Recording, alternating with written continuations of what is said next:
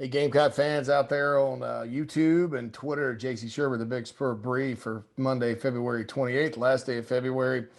That means postseason basketball is a topic of conversation. That means baseball with the big Clemson series coming up this weekend is a topic of conversation. Football recruiting and spring practice is about to get cranked back up.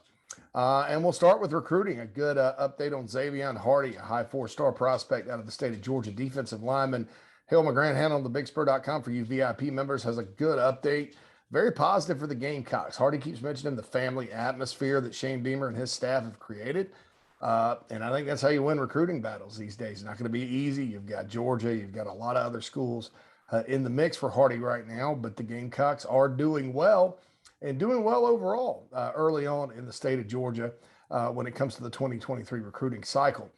Bad times this weekend. I won't say bad loss because Alabama's really good. If you look at the teams they've beaten this year, Gonzaga, Baylor, whatnot, they've had a pretty good run of it in Tuscaloosa. But Gamecocks lose 90-71, really down at the half, came back, pulled within 6, which I thought was good. And then Alabama took it from there. The key to the game was that you had to hope Alabama went cold from 3. That was not the case in Tuscaloosa Saturday night. They were red hot most of the time.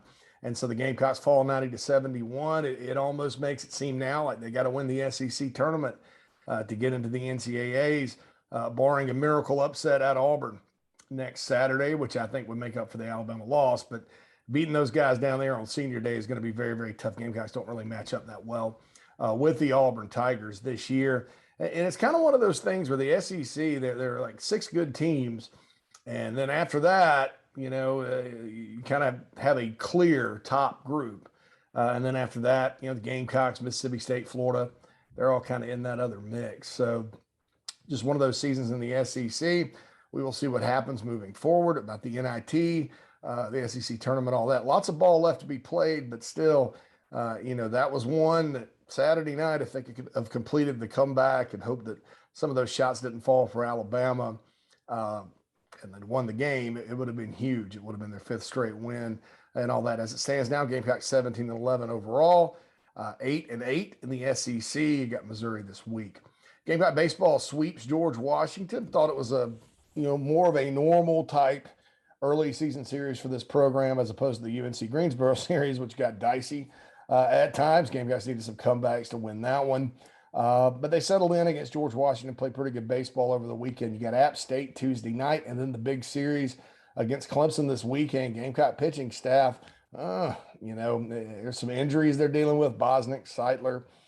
So you wonder going in to these next 2 series, I think against Clemson and Texas, what the future holds, the immediate future for Mark Kingston and his group. But the Clemson series is always a big deal in the state of South Carolina.